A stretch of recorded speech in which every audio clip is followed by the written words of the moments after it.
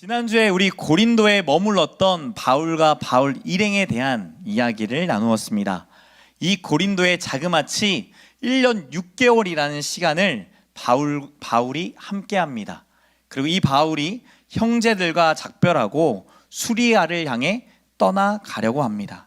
수리아는 바울이 선교 여행을 떠날 때 파송받았던 안디옥 교회가 있는 곳입니다. 즉 이 선교 여행을 마치겠다라는 뜻이죠. 지도 한번 보여주시겠어요? 지금 여기 보시면 고린도가 있고, 고린도에서 갱그레아 그리고 예배소에 갔다가 이쪽 가이사랴 안디옥까지 가는 여정입니다. 오늘 본문이 이 본문이에요. 18절 함께 읽겠습니다. 18절 말씀 시작.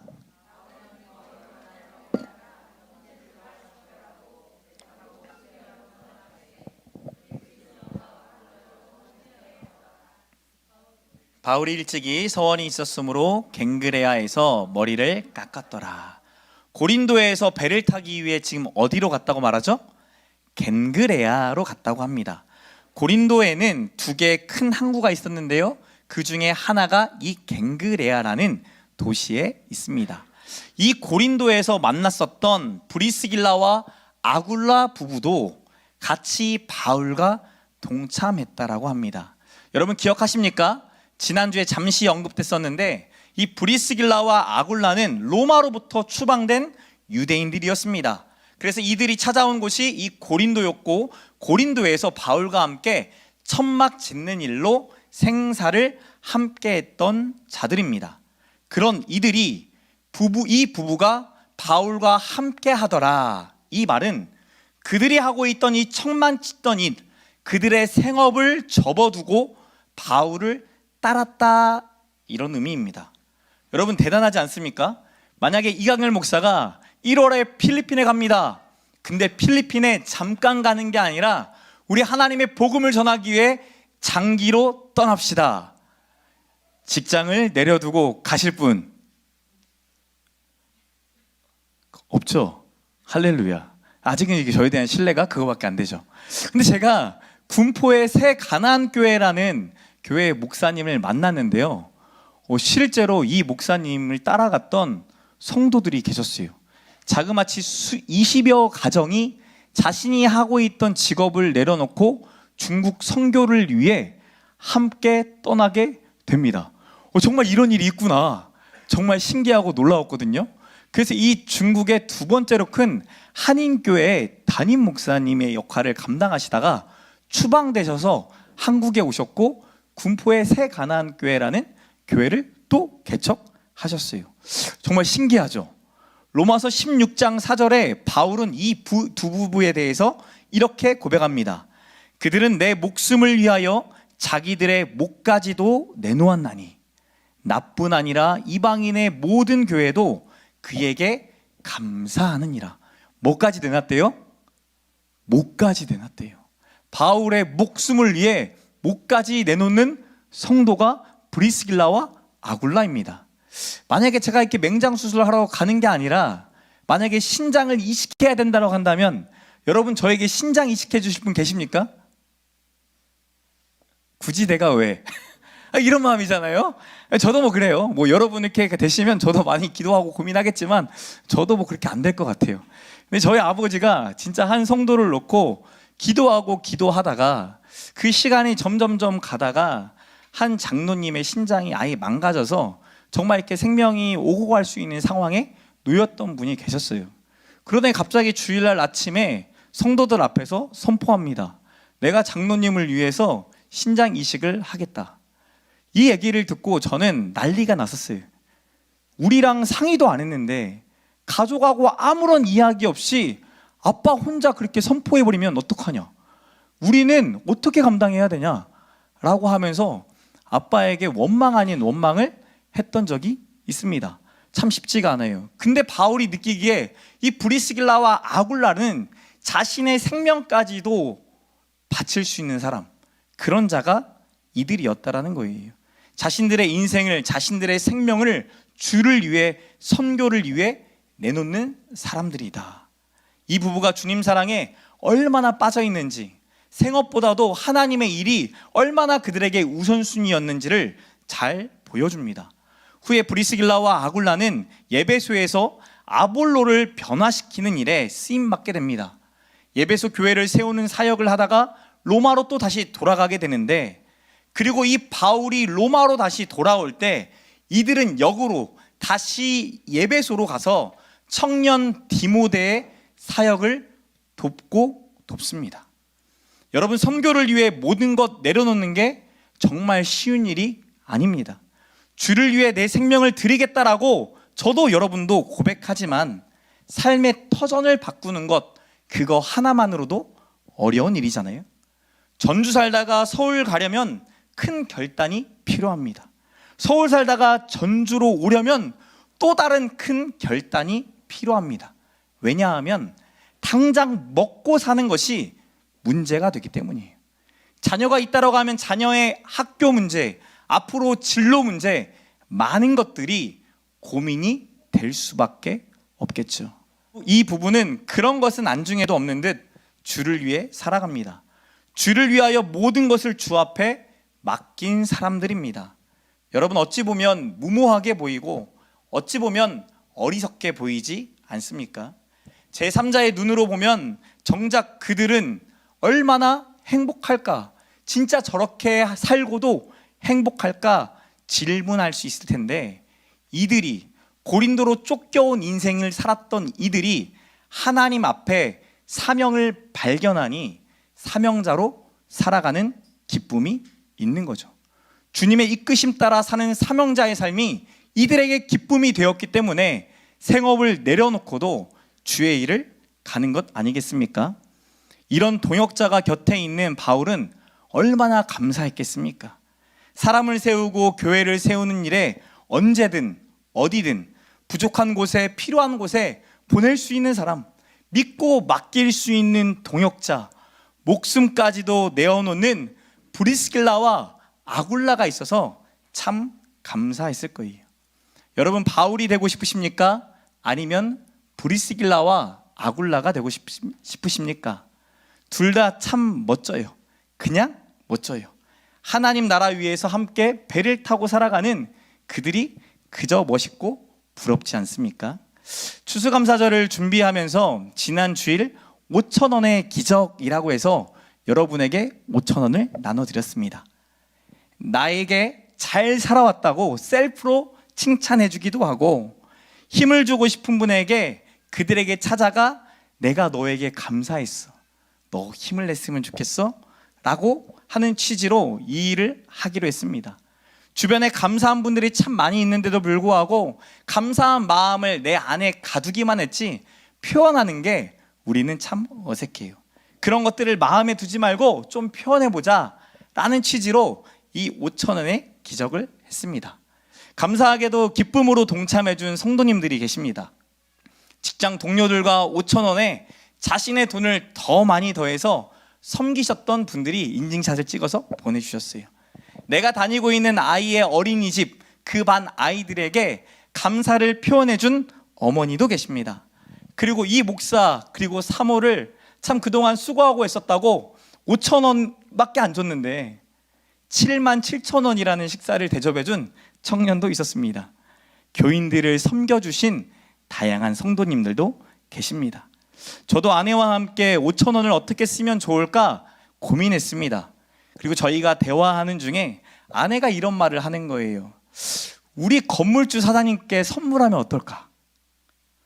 건물주가 돈이 많아요? 제가 돈이 너무 많아요? 제가 선물한다고 이게 감동이 돼요? 안 돼요.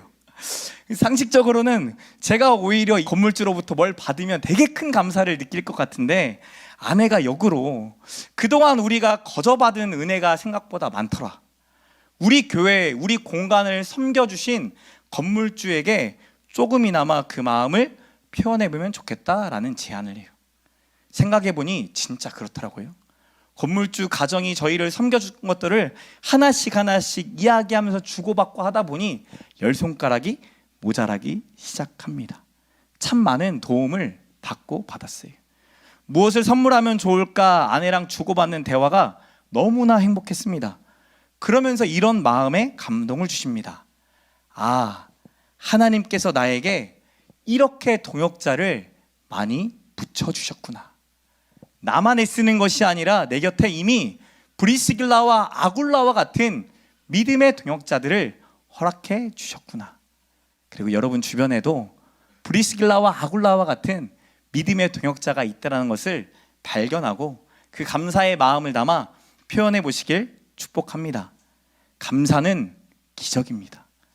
감사를 하면 안 보였던 것들이 보이기 시작하고 이 안 보였던 것들로 인해 내가 기적의 주인공이 된 것을 발견하게 합니다.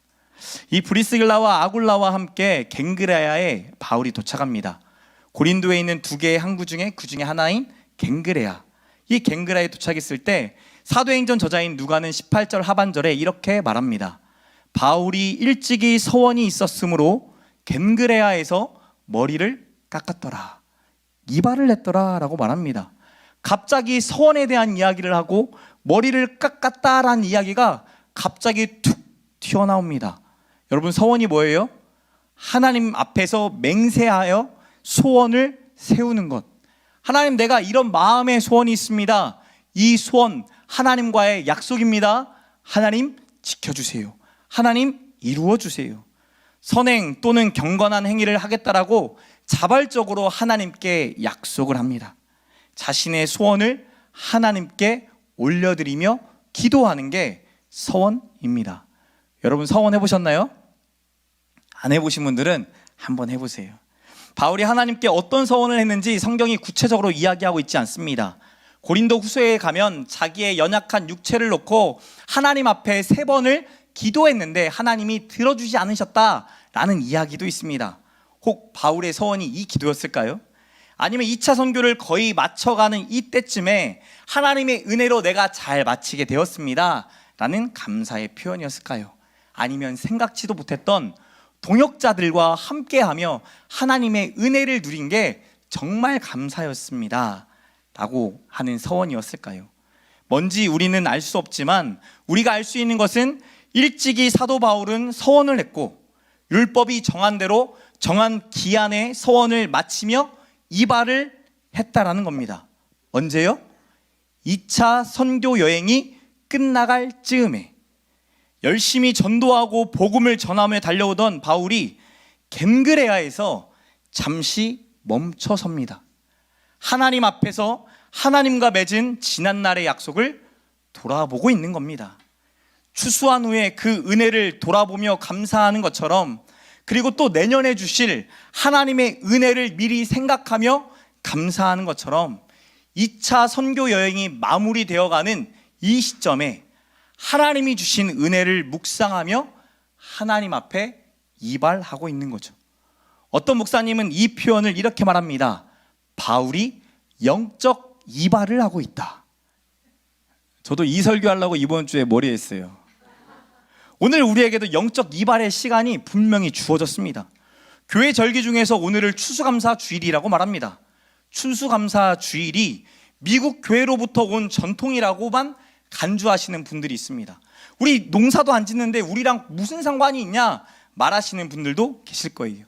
그런데 영적인 의미에서 우리에게 이 추수감사 주일은 영적 이발의 시간이라는 거예요. 열심히 달려온 우리에게는 멈춤의 시간입니다. 하나님의 은혜를 돌아보는 시간입니다. 잃어버린 감사를 회복하는 시간입니다. 내가 아니라 하나님이 하신 일을 보며 하나님이 하실 일을 기대하는 시간입니다.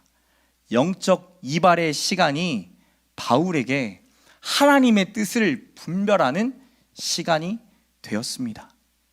여러분에게도 이 영적 이발의 시간이 있기를 축복합니다. 잘 보십시오. 수리아로 돌아오는 길에 예배소에 이르게 됩니다. 이때도 어김없이 19절에 회당에 가서 유대인들과 변론했다, 토론했다라고 말합니다.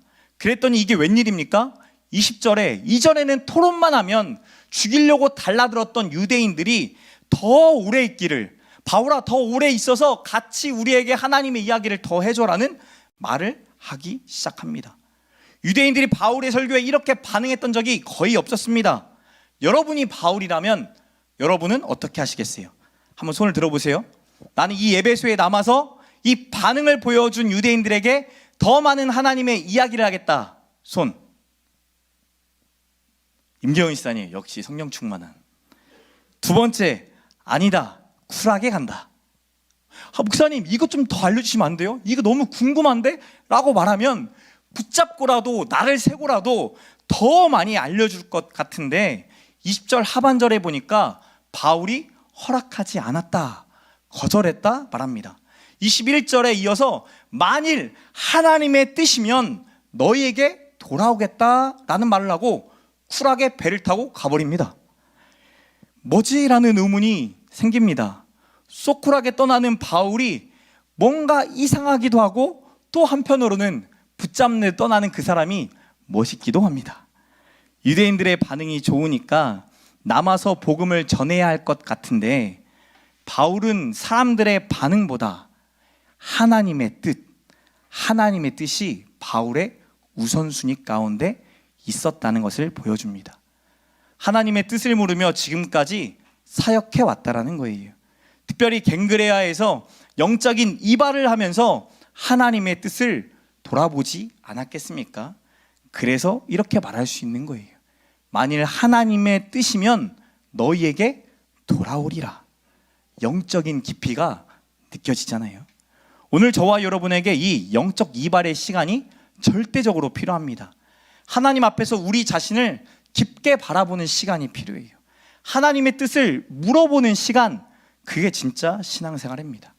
깊게 돌아보면 돌아볼수록 하나님의 음성이 들려지고 깨달아지는 그 은혜와 축복이 저와 여러분에게 있기를 축복합니다. 그 시간들을 통해 지난날의 잘못도 후회도 어리석음도 분명히 보게 하실 거예요. 우리의 말과 행동과 생각까지도 돌아보게 하시고 회개하실 거예요. 더 나아가 하나님의 소망도 붙잡게 하실 줄 믿습니다. 내일이면 저희 홀씨 공동체 전도사님들의 모임이 있습니다. 이 전주에 있는 전도사님들이 모여서 같이 또 성경을 보고 말씀을 나누고 삶을 나누면서 함께하는 시간들을 가져요. 특별히 제가 경제학도로서 스왓 아십니까? 스왓 분석이라는 것을 해보려고 합니다. Strength, Weakness, Threat, Opportunity. 총 4가지의 영역. 나의 강점과 약점과 위협과 기회, 이거에 대해서 각자 적어오라고 했어요. 적어와서 함께 나누자. 그리고 이분들을 위해 기도하는데 그런 마음이 드는 거예요. 저희가 사역자 구하는데 쉽게 안 구해지거든요. 우리 교회로 올 자만 섬길 게 아니라 우리 교회 밖에서도 하나님의 나라를 세워가는 이 전도사님, 강도사님, 목사님들을 왜 붙여주셨을까? 나로 하여금 뭔가를 받았기 때문에 주는 게 아니라, 대접받았기 때문에 대접해야 되는 게 아니라, 나는 이미 예수님께 대접받았으니 내가 받은 대접을 그들에게 흘려보내야 되는 거 아닌가. 그래서 마음에 기도하고 결단했거든요. 한 가정당 20만 원씩 주기로. 총 8가정이면 얼마예요? 160만 원이에요. 그러면 파트 전도사 이상을 쓸 수 있는 비용이에요. 근데 그런 마음이 드는 거예요. 20만 원이 160만 원이 아까운 게 아니라 하나님 안에서 귀하게 쓰여질 수 있겠구나. 그 마음이 진심이 전달되면 그들이 사역적으로 개발해야 되고 자신의 모습을 봐야 될 것도 있지만 하나님 앞에서 하나님이 도우심을 볼 수 있는 기회가 되지 않을까라는 생각을 합니다. 바울은 쿨하게 떠난 것처럼 보여졌지만 예배소를 마음에 품었던 것을 우리는 이후에 알 수 있습니다. 왜냐하면 바울이 이후에 펼쳐질, 이후에 갈 3차 선교 여행에서 주 무대가 오늘 잠깐 머물렀던, 쏙 쿨하게 떠났던 예배소이기 때문이에요. 그런 것으로 볼 때 바울은 하나님 앞에 계속 물었던 것으로 보입니다. 하나님의 뜻이 정말 이 예배소에 있습니까? 하나님의 사람이 이 예배소에 있습니까? 라는 것을 묻고 마음에 품어 갔던 것으로 보입니다. 물 들어올 때 노 저어라.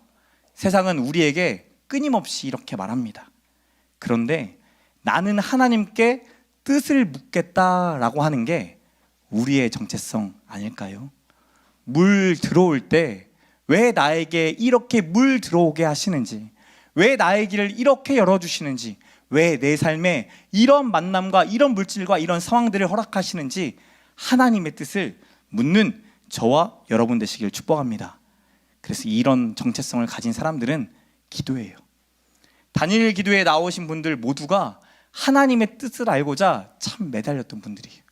하나님의 뜻을 발견하고 순종하고자 참 발버둥쳤던 분들인 것을 보게 됩니다. 나의 뜻이 아니라 하나님의 뜻을 구하기 위해 겟셋마네 동산에서 피땀 흘려가며 기도했던 예수님처럼 나의 원대로 마옵시고 아버지의 원대로 하옵소서, 아버지의 뜻을 구하는 저와 여러분 되시길 축복합니다. 에베소를 떠난 바울은 22절에 가이사랴에 도착합니다. 바울은 곧바로 교회로 갑니다. 이 교회가 어디 교회겠어요?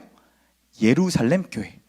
교회의 안부를 묻고는 22절에 자신을 파송했던 안디옥 교회에 드디어 도착합니다. 이렇게 2차 선교 여행이 끝이 납니다. 그런데요, 잠시 숨이나 골랐을까요? 23절에 이렇게 말씀합니다. 같이 읽겠습니다. 시작.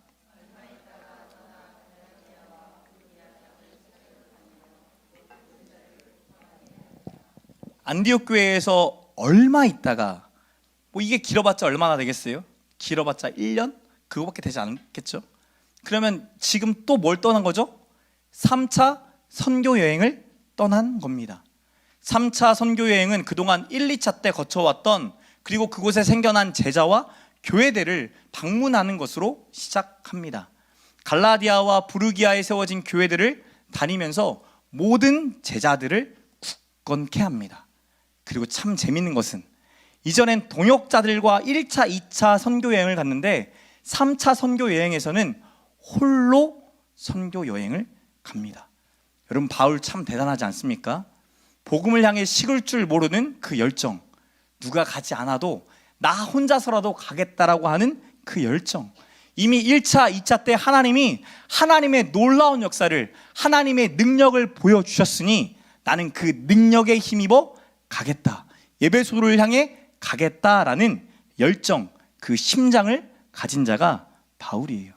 이런 바울과 비슷한 듯 조금 다른 한 인물을 사도행전 저자 누가는 갑자기 소개합니다. 24절 말씀 함께 읽겠습니다. 24절 말씀 시작.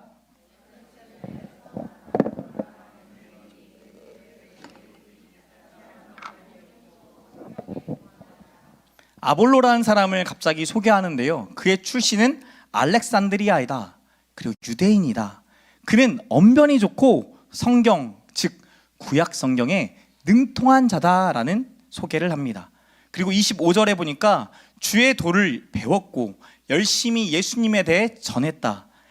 전할 뿐만 아니라 26절에 가서 회당에서도 많은 유대인들 앞에서도 담대히 설교했던 자가 아볼로다라고 소개를 합니다. 바울과 참 비슷합니다. 열정이 있고 담대합니다. 그런데 브리스길라와 아굴라가 아볼로의 설교를 들어보니 뭔가 부족합니다. 그것을 사도행전 저자 누가는 25절에 아볼로가 요한의 세례만 알고 있었다라고 말합니다. 요한의 세례만 알고 있었다. 이게 무슨 뜻일까요? 요한이 말한 예수만 알고 있었다라는 뜻이에요. 예수님이 먼저 죽었나요? 요한이 먼저 죽었나요? 세례 요한이 먼저 죽었죠.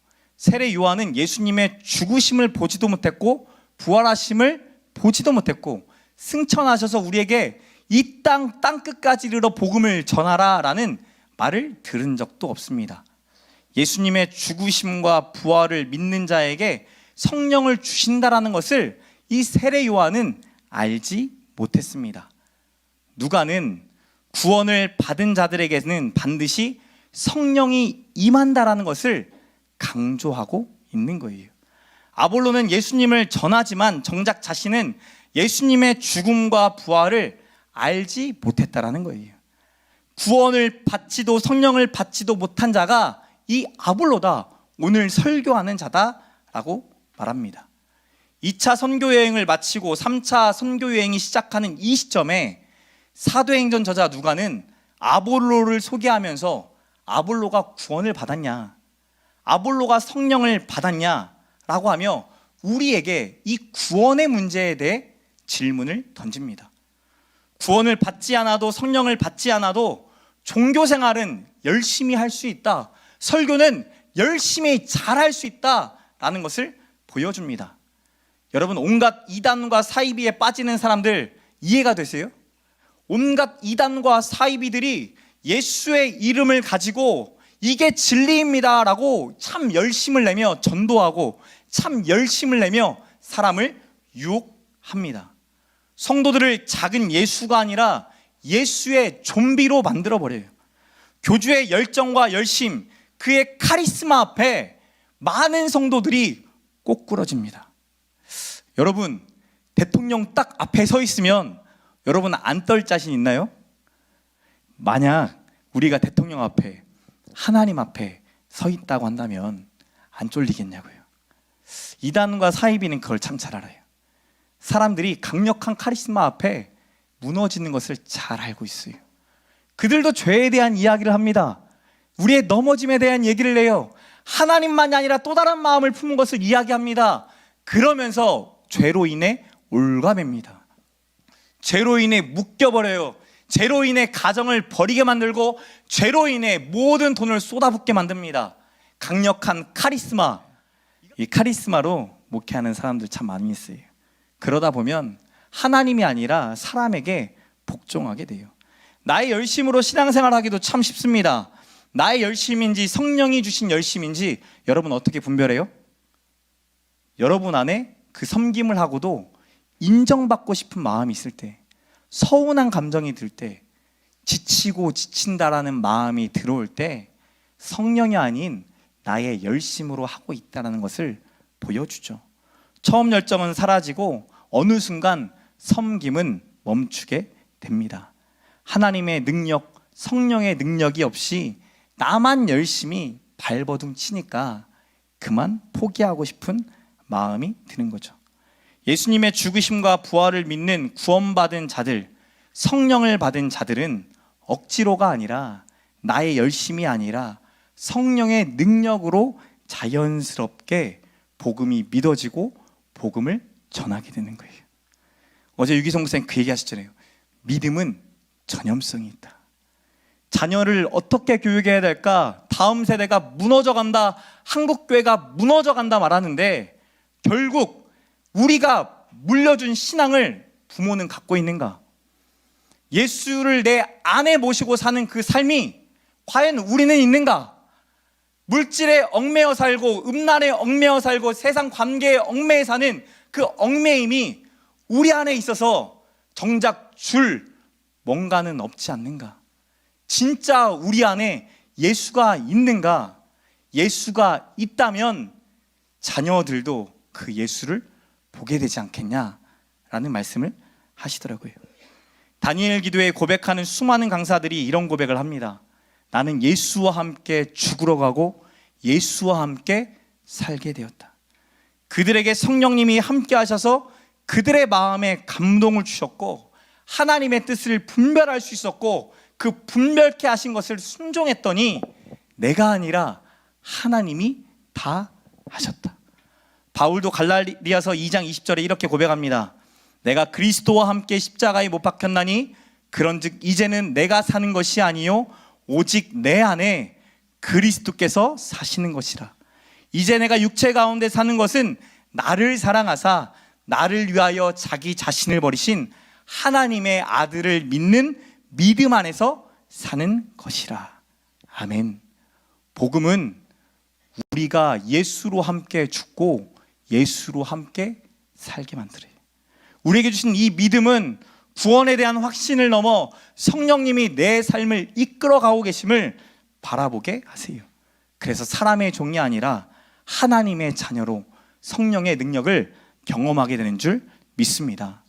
예수를 믿는 우리에게, 성령을 받은 우리에게 누가는 이 말씀을 통해 무엇을 질문할까요? 성령을 진짜 의지하고 있냐? 구원의 감격으로 공동체를 섬기고 가정을 섬기고 네 삶을 하나님께 드리고 있냐?